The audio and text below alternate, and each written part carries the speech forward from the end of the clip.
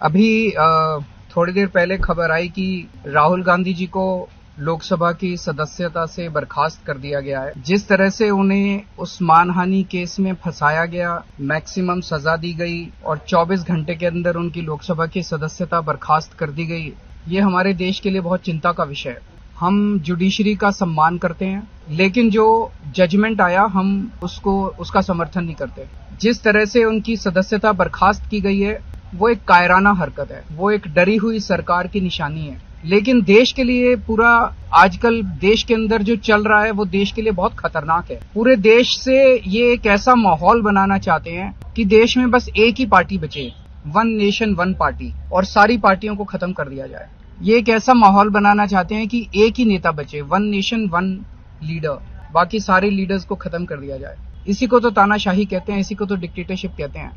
पूरा देश ये देख रहा है। मैं देशवासियों से अपील करना चाहता हूँ कि ये भारत हम सबका है, ये भारत 130 करोड़ लोगों का है। हम सब ने मिलकर आजादी की लड़ाई लड़ी थी, हमारे पुरखों ने आजादी की लड़ाई लड़ी थी, आजाद भारत को आजाद कराने के लिए। लेकिन आज की जो सरकार है प्रधानमंत्री नरेंद्र मोदी जी के नेतृत्व में, इस सरकार का स्वरूप अंग्रेजों की सरकार से भी बहुत ज्यादा खौफनाक और खतरनाक है। अब लोगों को सामने आना पड़ेगा, लोगों को सामने आके इसके खिलाफ लड़ाई लड़नी पड़ेगी। अगर हमने भारत को बचाना है तो 130 करोड़ लोगों को एक साथ इकट्ठे होके इस लड़ाई में शामिल होना पड़ेगा। सरकार किसी की बने, कल को सरकार चाहे इसकी बने चाहे उसकी बने, इस पार्टी की बने उस पार्टी की बने, वो जरूरी नहीं है। लेकिन जिस तरह से जनतंत्र के ऊपर हमला किया जा रहा है वो सही नहीं है। अगर पार्टियां इंपॉर्टेंट नहीं है, मैंने कहा लोग इंपॉर्टेंट है। अभी मैंने संसद के अंदर, विधानसभा के अंदर एक एग्जाम्पल दिया। एक ऑटो रिक्शा वाला मिला, ऑटो रिक्शा वाला मुझे कह रहा था जी मुझे व्हाट्सएप मैसेज भेजने में डर लगता है। मैंने कहा क्यों? कहते हैं शायद गिरफ्तार ना कर लें। इस देश के अगर एक ऑटो रिक्शा वाले को व्हाट्सएप मैसेज भेजने में डर लगता है तो आपने 130 करोड़ लोगों को डरा के रखा हुआ है। ऐसे देश कैसे चलेगा?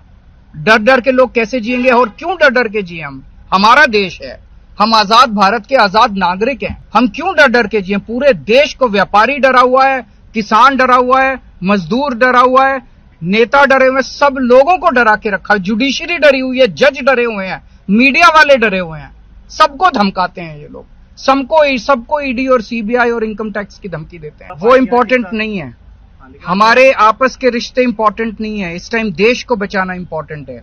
मीडिया के ऊपर प्रहार हो और मैं अगर कहूं कि मेरी इस चैनल से बनती नहीं है, वो इंपॉर्टेंट नहीं है।